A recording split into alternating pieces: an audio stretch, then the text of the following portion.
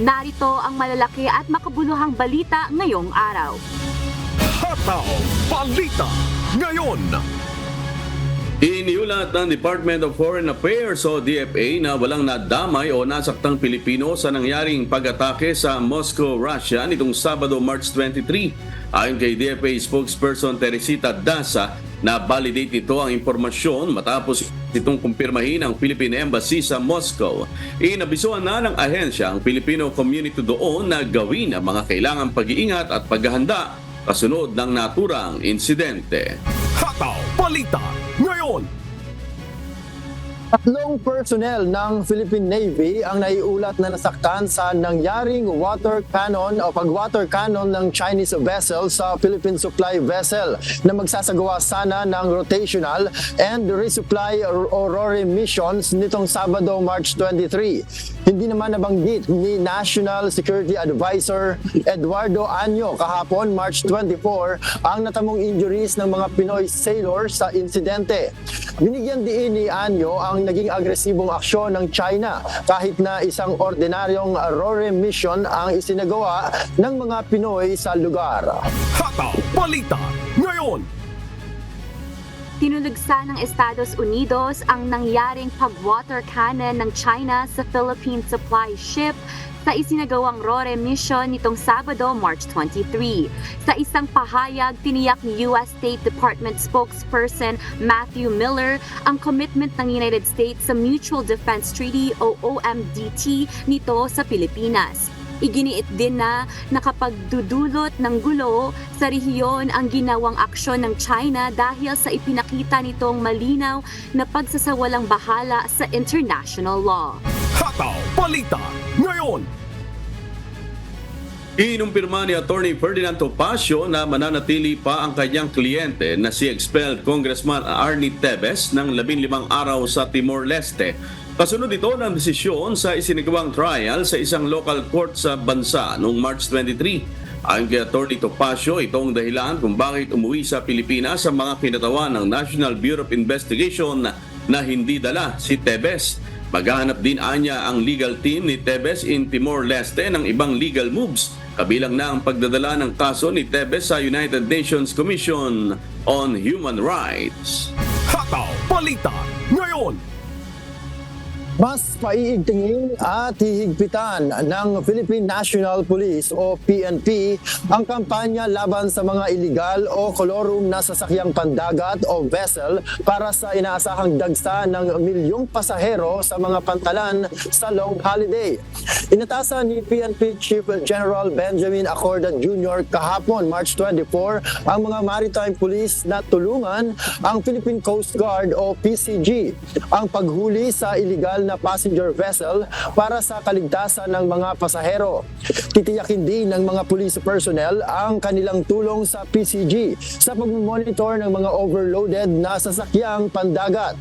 Kasama rin umano sa babantayan ang mga maliliit na port, lalo na ang mga walang Coast Guard. Hiningi rin ni General Acorda ang tulong na ang kooperasyon ng publiko upang mahuli ang mga paglabag sa pantalan. Hataw Balita ngayon. Itinaas na ng Department of Health o DOH Code White Alert sa buong Pilipinas simula kahapon March 24th hanggang March 31st bilang paghahanda sa long holiday.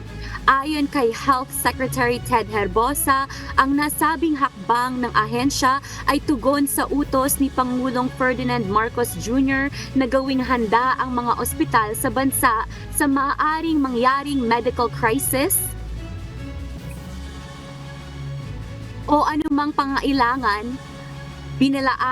Binalaan naman ng DOH ang publiko sa mga usong sakit na maaaring kumalat tuwing tag-init at pinayuhan na manatiling hydrated at umiwas sa heat exposure.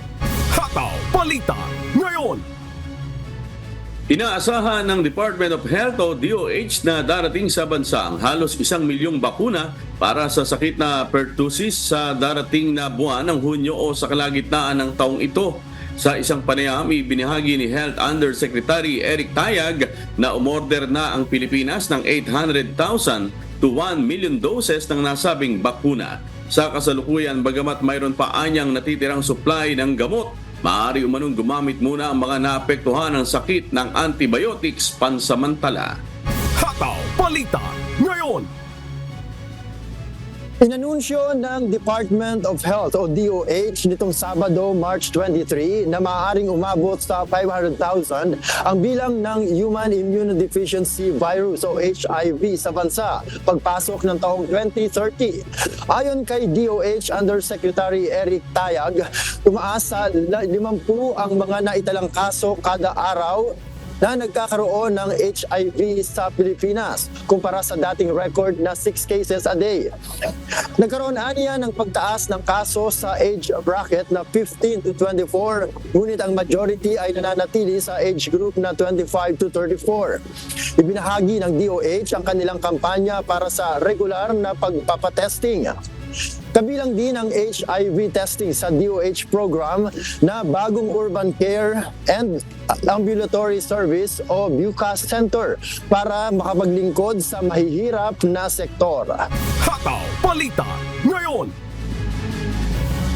Yes, good morning Noel and Oralyn. Aba, Noel, dati o nung nakaraan linggo wala na yung snow dyan sa background mo. Ngayon na nagbabalik. At ano bang masasabi niyo dito sa nangyaring malaking balita nitong Sabado lang, yung pag-atake dito sa Moscow, Russia, at maging dito na naman sa panibagong insidente ng water cannon ng China sa ating mga tropa dito sa West Philippine Sea, Noel at Oralyn. Oo nga amigo, good morning dyan sa inyo. No? At tama ka nga, dito sa amin ngayon ay bumalik bigla ang lamig. At iba yung lamig ngayon, talagang nararamdaman mo talaga parang winter na ulit. Although spring season na dito sa lugar namin. At kung gaano kalamig dito, mainit nga yung usapin na yan tungkol na naman dyan sa nangyaring insidente dyan sa water cannon na naman ng Chinese vessel sa ating mga kababayan. At hindi magandang senyales yan amigo. Bagamat ilang beses ng nagpahayag din ng presidente ng magiging aksyon o magiging contingency plans nila hinggil nga dito sa mga nangyayari dito at maging yung ibang mga bansa ay nagpapahayag na rin ng pagkadismaya sa ginagawang ito ng China. Bagamat sinasabi rin ng Chinese side naman na ito naman ay kanilang pagprotekta din doon sa kanilang teritoryo. At amigo, may mukhang magtatagal pa itong pangyayari at mga usapin tungkol dyan sa nangyayari sa West Philippine Sea. Ayan, Oralyn. Oo, Noel, Sherwin, gaya din sa dyan kay Noel, talagang bumalik ang winter na hindi namin inaasahan ng first day of spring, nagkaroon agad ng snow. Pero gaya nga ng mga sinabi nyo, very much topic of interest ito, hindi lang sa mga kababayan natin dyan sa Pilipinas, lalo na rin sa mga kababayan nating mga OFWs dyan na nagtatrabaho sa other Asian countries, Sherwin, Noel. Oo, marami ng protesta na ginagawa ang ating pamahalaan laban nga dito sa bansang China dahil nga sa masyado silang agresibo. Ano ba nga antayin natin? Meron pa bang masawi ng mga tauhan ng tropa ng militar dito sa West Philippine Sea? Bago, sabagay, ang gusto ko ng ating bansa, Noel at Oralyn, yung diplomasya pa rin, yung maayos na pakikipag-usap. Ang problema nga lang dito, parang hindi tayo pinapansin ng bansang China dahil marami ng protesta, marami ng inihain na reklamo sa bansang China ang ating bansa. Pero hanggang ngayon, gaya niya, meron na naman panibagong pag-atake sa isinagawang RORE mission diyan sa West Philippine Sea, Noel. Oo nga, at ang hindi pa maganda rin amigo, yung sinasabi rin nila na ang Pilipinas pa ang nagiging provocative dito sa mga nagiging aksyon. Samantalang dun sa videos naman na inilalabas din ng mga opisyal ay kitang-kita rin naman natin kung paano talaga na yung ating vessel naman ay kumbaga parang binubuli dun sa lugar na yan. At dalawang vessels pa yung gumagawa nitong pag-water cannon sa ating mga kababayan. ito nga, may nasasaktan, amigo, no, sa ating mga kababayan din. At sana nga ay ma-resolve din yan as soon as possible. At it's a good news din, amigo, dahil syempre nakalitaan natin kanina yung sa Russia naman ay wala na damay na Pilipino, no, nasaktang Pinoy doon sa nangyari na yon, na insidente rin yan sa Russia, amigo and Oran.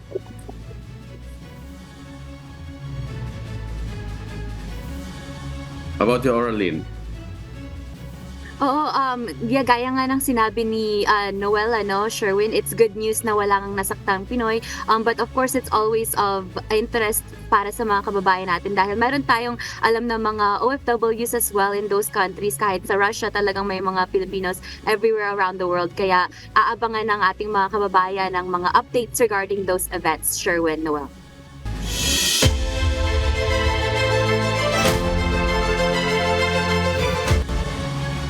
May bad news po para sa mga motorista dahil muli na namang magpapatupad ng taas presyo sa mga produktong petrolyo ang mga kumpanya ng langis bukas, araw ng Martes, March 26. Base po sa inisyal na pagtaya ng mga oil company, maaaring tumaas ng 2 piso at 30 sentimos hanggang 2 piso at 50 sentimos ang presyo ng kada litro ng gasolina. Habang piso at 30 sentimos hanggang piso at 50 sentimos naman ang inaasahan na madaragdag sa presyo ng kada litro ng diesel. Magkakaroon din ng piso at 20 sentimos hanggang piso at 40 sentimos na price hike sa kada litro ng kerosene. Mamaya i-anunsyo ng mga kumpanya ng langis ang final price adjustment na ipatutupad nila bukas. Sinabi ng Department of Energy na nakaapekto sa pagtaas ang pagbaba sa oil export ng Iraq, pagbaba ng oil inventory ng United States at ang nangyaring pag-atake ng Ukraine sa oil refineries ng Russia.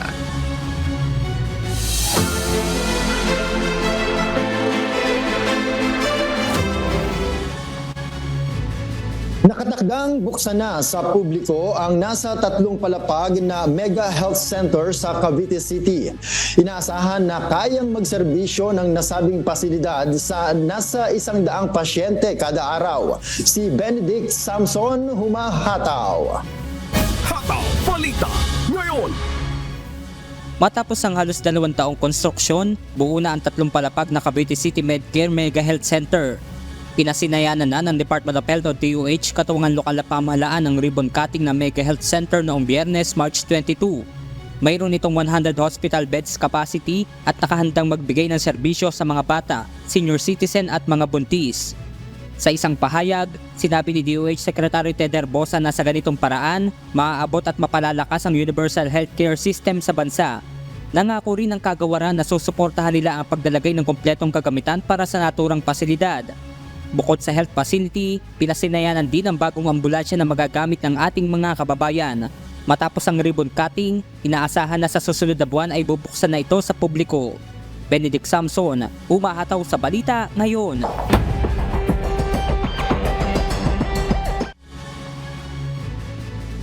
Mahigit 14 na milyong pisong halaga ng hinihilaang iligal na droga na sabit ng pinagsanib na puwersa ng Philippine National Police at Philippine Drug Enforcement Agency sa Matnog, Sorsogon.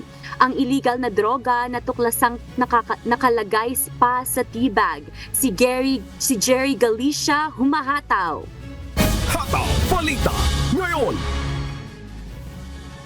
Nasabat sa operasyon ng pinagsanib na puwersa ng Philippine National Police o PRO5 at Philippine Drug Enforcement Agency o PDEA ang nasa mahigit 14 na milyong piso sa Matnog, Sorsogon nitong araw ng Sabado, March 23. Sa isinagawang bypass operation ng mga otoridad, nasamsam ang nasa mahigit 2,000 gramo ng hinihinalang shabu na may street value na 14,280,000 pesos. Napag-alaman din ng mga otoridad na mga pinagbabawal na gamot ay inilagay pa sa Chinese tea bags. Kinilala mga suspect na may alias na Pan at Ham na pawang mga high-value target ng otoridad na naaresto sa Purok 1, Barangay Hithid, Matnog, Sorsogon. Batay sa investigasyon, galing pa sa National Capital Region ang drug supply na dadalhin sa Visayas at Mindanao na operasyon ng mga suspect mula sa Lanao del Sur. Inatasan na ng pamunuan ng Police Regional Office o PRO5 ang pulisya na mas paigtingin pa ang anti-illegal drug operations upang matukoy at matigil na ang network ng drug trafficking sa rehiyon. Jerry Galicia, humahataw sa balita ngayon. Hataw Balita ngayon. Nadiskubre ng militar ang iba't ibang gamit, pandigma at subversibong dokumento sa mga abandonadong kampo ng rebelding New People's Army at mga imbakan ng mga gamit sa bulubunduking bahagi ng Tubo, Abra at Besao Mountain Province. Sa pakipagtulungan at suporta ng komunidad sa kampanya kontra sa komunistang teroristang grupo o CTG at sa pamamagitan ng sunod-sunod na pinagsanib na operasyon ng mga militar sa ilalim ng 51st Infantry Brigade Philippine National Police Abra, natuklasan na pag-aari ng rebelding NPA na nakabase sa Abra at karating probinsya nito ang mga nasabat. Ang pagkadiskubre ng mga kampo at kagamitan ay resulta na rin ng pakipagtulungan at pagbibigay ng impormasyon ng mga mamamayan sa naturang lugar. Ayon sa pamunuan ng 51st Infantry Brigade, ang pagkakadiskubre nito ay ilang araw bago ang anibersaryo ng rebelding NPA sa ika-29 ng Marso. Indikasyon na umano ito sa pag-abandona ng mga miyembro at paghina ng teroristang grupo, lalo na't patuloy at mas pinaigting ang operasyon ng Armed Forces of the Philippines para wakasan ang insurhensiya sa nasabing probinsya at makapagbigay serbisyo at programa ang gobyerno.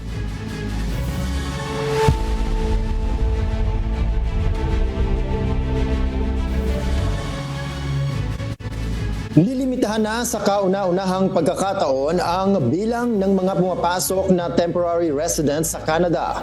Inaasahan na ilalabas ang cap limit na ito sa Setyembre ngayong taon. Mula rito sa Edmonton, Alberta, Canada, may humahataw na balita si Jeffrey Coz, live. Hataw Balita ngayon. Hello Jeffrey, sino-sino ba ang apektado sa bagong panukalang ito? Noel, nakatakda ng limitahan ng Canadian government ang bilang ng mga pumapasok na international students, foreign workers at asylum claimants sa bansa. Sa pahayag ni Immigration Minister Mark Miller, planong ibaba ng pamahalaan ang bilang na ito sa 5% mula sa 6.2% sa kasalukuyan. Aniya, nakasaad sa bagong panuntunan na kailangan ng bawasan ng Canadian businesses ang pagkuha ng mga temporary foreign workers simula ngayong Mayo 1. Magkakaroon na lamang na maiksing panahon ng mga ito upang patunayan na hindi kayang punan ng permanent resident o Canadian citizen ang posisyon. Exempted naman dito ang mga nasa construction at healthcare na maaari pa rin tumanggap ng maraming bilang na manggagawa hanggang August 31st dahil sa labor shortage. Kaalinsabay nito, ibinalik na rin ng pamahalaan ang visa requirement sa mga Mexican nationals dahil sa pagtaas ng bilang ng mga asylum seekers mula rito. Samantala, nauna nang inianunsyo ang pagbabago ng panuntunan sa pagtanggap ng mga international students na magbababa ng 35% sa study permits approval. Sa kasalukuyan, mayroong 2.5 million temporary residents na ninirahan dito sa Canada. Balik sa iyo, Noel. Jeffrey, ano ba yung mga ibang hakbang na planong gawin ng pamahalaan ng Canada kaugnay nito? Sa ngayon, Noel, ang mga inaprubahan na international students ay inalis na nila ang mga open work permit sa mga may bahay nito upang hindi sila makapaghanap buhay dito sa Canada dahil sa ang ibang may bahay o asawa ng international student ay ginagawa nila itong paraan upang makapaghanap buhay dito sa Canada at hindi lang upang makapag-aral, Noel. Oo nga, at maraming nag-avail kasi niyang pagkakataon din na yan at marami nga tayong mga kababayan na nakarating dito, Jeffrey. At umaasa sila syempre na magkakaroon sila ng mas magandang kinabukasan din dito. Kaya lang, marami sa ating mga kababayan na nahihirapan din maghanap ng trabaho at yung iba nga ay hindi rin talaga maaprubahan doon sa kanilang minimithing magkaroon sila ng permanent residency due to doon sa mga lacking of points na nire-require ng Canadian government. Pero ganoon pa man, maraming salamat sa iyong update, Jeffrey Coz, mula sa Edmonton, Alberta, Canada, na nakapagtala ng 19.5% increase sa loob ng 5 taon sa bilang ng mga bagong temporary residents na naninirahan sa lungsod. Hataw Balita ngayon. Inaprubahan sa batas ni United States President Joe Biden ang $1.2 trillion spending package na ipinasa ng Senate. Ito ang humahataw na balita ni Daniel Encarnacion. Hataw Balita ngayon. Pinirmahan nitong Sabado, March 23 ni United States President Joe Biden ang 1.2 trillion spending package ng Kongreso para maiwasan ang government shutdown. Ipinasa ang nasabing funding bill ng May, 74 to 24 votes sa Senate at 286 to 134 sa House. Pinagsama-sama rito ang 6 sa 12 spending bills para pondohan ang gobyerno hanggang sa katapusan ng fiscal year. Kabilang dito ang Department of State, Homeland Security, Defense, Labor and Health and Human Services, Education at Legislative Branch, and State and Foreign Operations. Ayon sa Pangulo, ito ay investment sa Americans at mapagtitibay nito ang ekonomiya at national security ng bansa. Hinikayat din ng punong ehektibo na magpasa pa ang Kongreso ng ibang budget bills na nasa Legislative Chamber. Daniel Encarnacion, humahataw sa balita ngayon.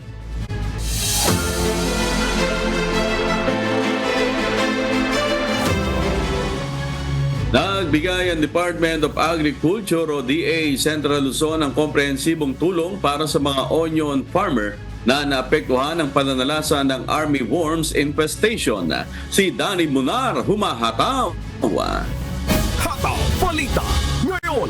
Batay sa ulat ng DA Region 3 High Value Crops Development Program, ang Nueva Ecija ang lumabas na pinakamahirap na probinsya sa rehiyon na tinamaan ng army worms infestation. Umabot na kasi sa 17.8 hectares na bukirin ang lubos na nasira at 2,435 hectares ang bahagyang nasira mula sa 10,338.88 hectares na nakatuon sa pagsasaka ng sibuyas. Kaya naman naglaan ang ahensya ng 27 milyong piso para sa inisyatiba na ito upang suportahan ang sektor ng agrikultura sa mapanghamong panahon.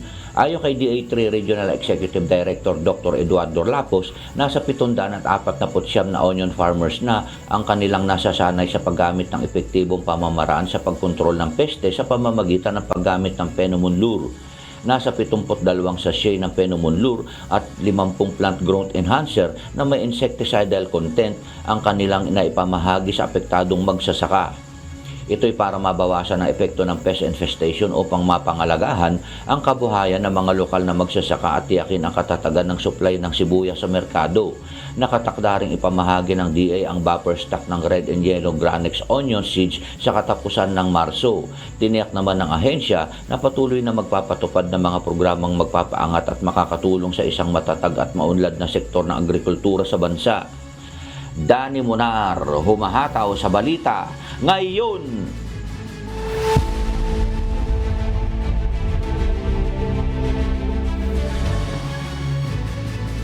Napagkasunduan ng Australia at United Kingdom ang paglalagay ng Status of Forces Agreement o SOFA sa umiiral na Defense and Security Cooperation Agreement ng dalawang bansa.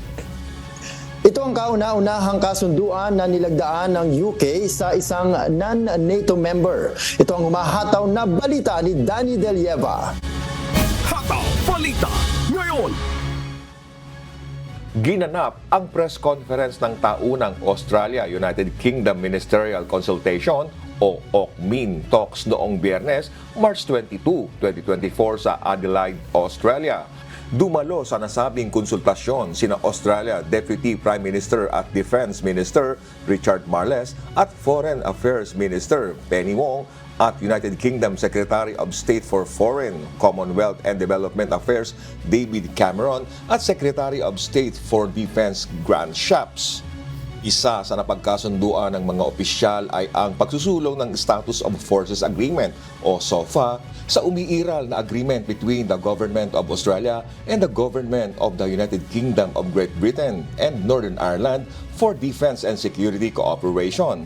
Ito ang kauna-unahang pagkakataon na lumagda sa naturang kasunduan ang UK sa isang bansang hindi kasapi sa North Atlantic Treaty Organization o NATO. Over the last 2 days, we have announced the establishment of a Defence and Security Cooperation Agreement between the United Kingdom and Australia, which is a status of forces agreement which contains within it a commitment to consult with each other where there are contingencies which engage our sovereignty and our national security.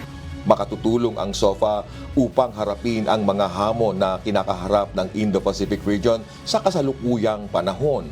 Sa kabilang banda, ipinahayag naman ni UK Secretary of State for Defense, Grant Shapps, ang pagpapasalamat sa tulong ng Australia sa pagsasanay ng nasa 60,000 na sundalong Ukrainians, gayon din ang paglahok ng Australia sa drone coalition. So incredibly grateful, despite the distance, that Australia has stepped up in this conflict.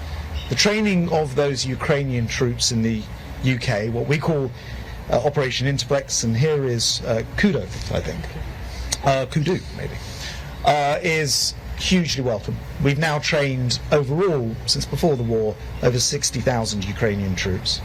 Inaasahan din ng dalawang bansa na matatapos sa unang bahagi ng taong 2040 ang kauna-unahang Australian-built submarine sa ilalim ng AUKUS Agreement. Danny De Lieva, humahataw sa balita ngayon. Hataw Balita Ngayon. Magiging epektibo na sa darating na April 1st ang pagpapatupad ng minimum wage adjustment sa 5 probinsya sa Canada. Makatutulong ito upang matugunan ang lumalalang inflation sa bansa. Mula sa Grand Prairie, Canada, may humahataw na balita si Jeffrey Reyes, live. Hataw Balita Ngayon. Good afternoon sa iyo, Jeffrey. Magkano ba ang magdaragdag sa minimum wage ng mga Canadians? Yes, magandang araw, Orlin. Magandang balita ito sa mga manggagawa dito sa Canada dahil ang federal new minimum wage ay tataas mula sa $16.65 hanggang 17.30 per hour. Epektibo yan simula April 1 upang makasabay sa inflation sa Canada. Nangangahulugan ito ng dagdag na 65 cents o halos 27 pesos per hour kung saan makikinabang ang nasa 30,000 na Canadian worker na nagtatrabaho sa federally regulated sectors kabilang na ang nasa banking, postal and courier services, interprovincial air, rail, road at ocean transportation. Dagdag pa rito ang manggagawa sa mga industriyang ito ay tatanggap ng mas mataas na wage rate kung saan ang pinakamababang sahod sa kanilang probinsya o territory ay mas mataas kaysa sa federal minimum wage. Ngunit bago ito, una nang nagkaroon ng wage increase noong April 1, 2023 na nasa $1.10 per hour at karagdagang 0.65 cents ngayong April 1, 2024. Bukod dito, 5 probinsya naman sa Canada ang magpapatupad ng panibagong wage increase kabilang na ang Yukon, Newfoundland and Labrador, Nova Scotia, Prince Edward at New Brunswick. Habang ang Ontario, Quebec, Manitoba at Saskatchewan naman ay sa mga susunod pang mga buwan magpapatupad. Orlin, tanging ang Alberta, Northwest Territories at Nunavut ang hindi pa nakapagdidesisyon kung kailan magpapatupad ng wage increase. Balik sa iyo, Orlin. Oo, Jeffrey, good news ito lalo na sa mga kababayan natin na minimum wage earners, especially dito sa Toronto, Canada. Very high cost of living, Diyan naman sa inyong probinsya, ano ba, Jeffrey, ang ideal wage rate sa Alberta?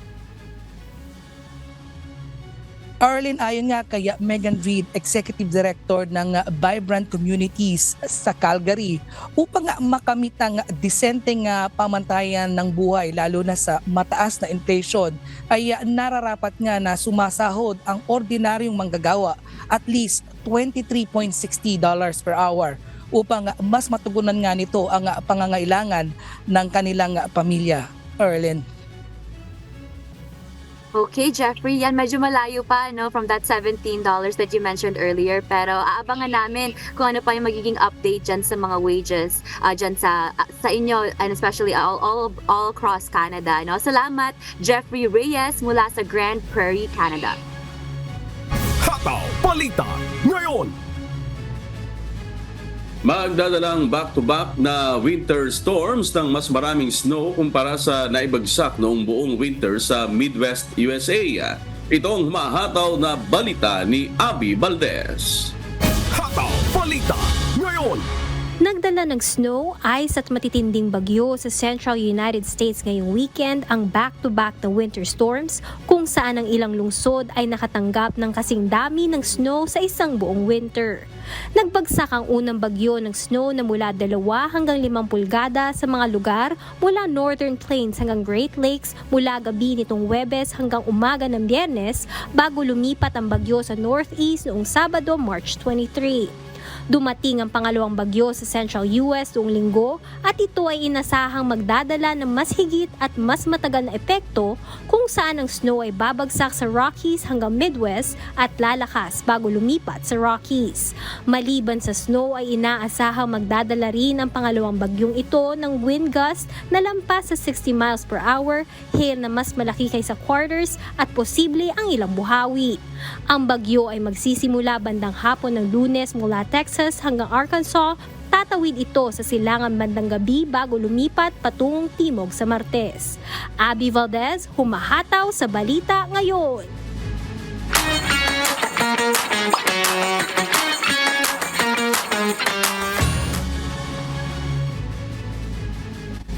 Magkakaroon ng Filipinas Food Festival sa India sa April 19. Magsasagawa naman ng Filipino Language and Cultural Enrichment Program sa mga kabataan na nasa Brunei.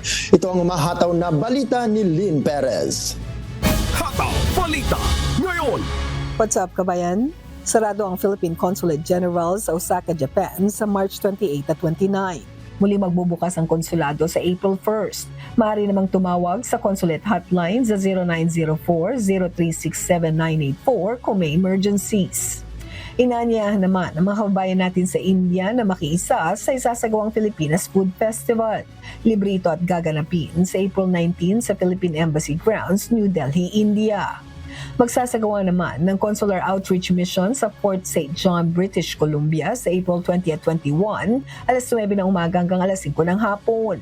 Para sa kumpletong listahan ng consular requirements, bumisita lamang sa Vancouver PCG/services. Maaari ring mag-book ng appointments sa appointment.vancouverpcg.org.outreach or scan ang QR code na matatagpuan sa official Facebook page ng Philippine Consulate sa Vancouver. Samantala, magkakaroon ng Filipino Language and Cultural Enrichment Program sa Brunei na may temang mga kabataan ng pag-asa ng bayan, kumilos, lumahok at tumugon. Para ito sa kabataang Pilipino sa bansa na may edad 5 hanggang 18. Magsisimula ang programa mula August 12 hanggang August 17. Kabilang sa mga isasagawang activities ang palarong Pinoy, cultural presentation, pag-aaral ng Filipino language at field trip. Limitado lamang sa 25 students per level ang tatanggapin kaya't mag-register na sa tinyurl.com/FLCEP2024. Lynn Perez, sumahataw sa Balita Ngayon.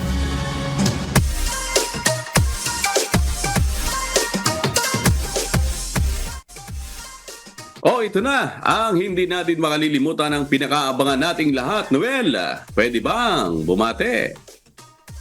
Pwedeng-pwede! Narito ang pagbati ng ating kababayan. Ako po si Ruth Ann Evangelista mula dito sa Wellington, New Zealand. Binabati ko po ang aking mga kalokal sa lokal ng Arizona, Mami Terry, Mami Irish, Mami Grace, Sis Joanne and Baby Elijah. Ganin din po binabati ko ang aking super friends na nasa Pilipinas, sila Ali, Kuya Mike, JS, Marlon and Jobert and their family. Ingatan po palagi, samahan nawa. At sa atin namang shout out, no? Marami na akong utang dito kay Luel Ipanya ng Nagcarlan Laguna, isuki natin. At syempre sa ating mga kasamang DS dyan sa Barracks, sa pangunguna ni Kawaning Santiago. Ayan, ingatan nawa kayo sa inyong mga pag-uwi. Kasama nila Brad King, ayan. At sa Mindanao naman, dyan sila Brad Joy Puhante. Ayan, pabalik na sila ng Mindanao after nitong ating 3 araw na pagpapasalamat sa Diyos o yung ating SPBB Noel. Ayun, oo nga, ako gusto ko ulit bumati ng Happy SPBB sa lahat ng mga kapatid natin sa MCGI, sa buong mundo. Kay Kuya Daniel at kay Ate Arlene, ayan, nakakatuwa talagang meron pa tayong SPBB fever.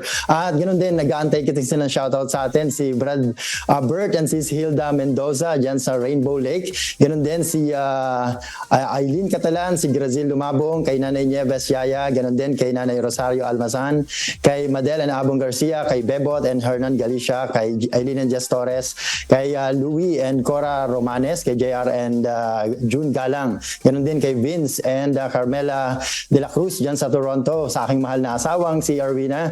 At syempre sa lahat ng mga taga-subaybay natin. Habol ko na lang si Brad Edmond and si Stin Petalio dito sa Edmonton. Ayan, Oralyn.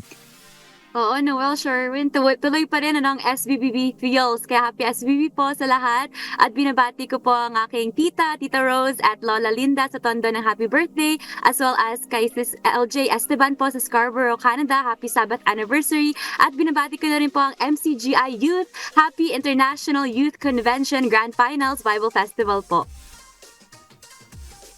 Ayan, shoutout din po sa ating mga taga-subaybay sa buong Pilipinas at sa iba't ibang panig ng mundo.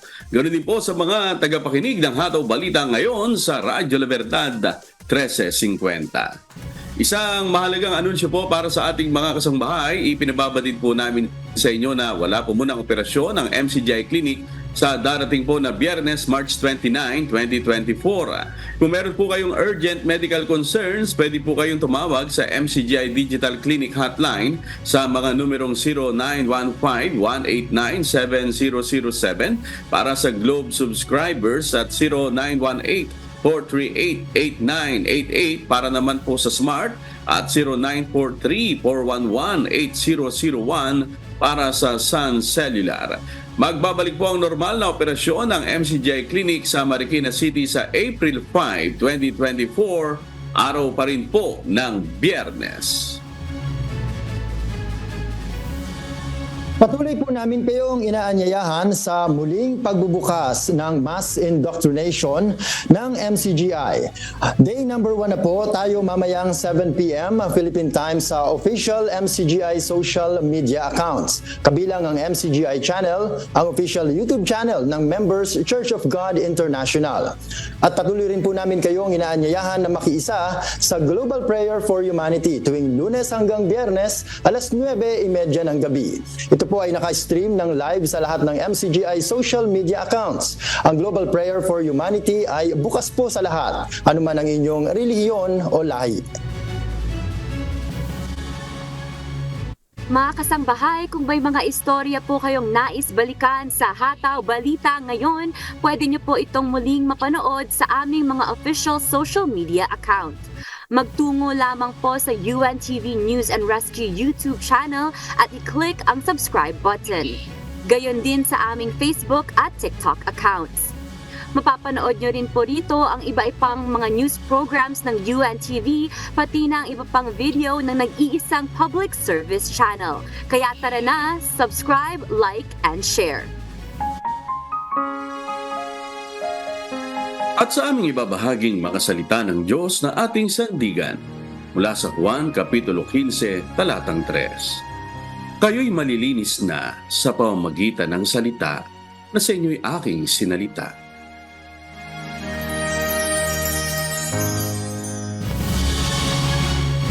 At yan pong mga humahataw na balita ngayong umaga ng Lunes, ika-25 sa buwan ng Marso 2024. Sa ngalan po ng lahat ng bumubuo ng UNTV News and Rescue, UNTV Radyo Libertad 1350 at ng ating mga correspondent mula Luzon, Visayas at Mindanao. Mula po rito sa Pilipinas, ako po ang inyong amigo, Sherwin Kulubong. At yan po ang mga humahataw na balita sa iba't ibang panig ng mundo ngayong Monday morning, March 25, 2024. Mula rito sa Edmonton, Alberta, Canada, ako po si Noel Poliarco. Ako naman si Orlin Quijano mula sa Toronto, Canada. At dito sa UNTV at UNTV Radyo La Verdad 350, Diyos ang aming sandigan, serbisyo publiko ang aming pinahahalagahan. Susunod na ang Good Morning Kuya. Salamat po sa Diyos at magandang umaga.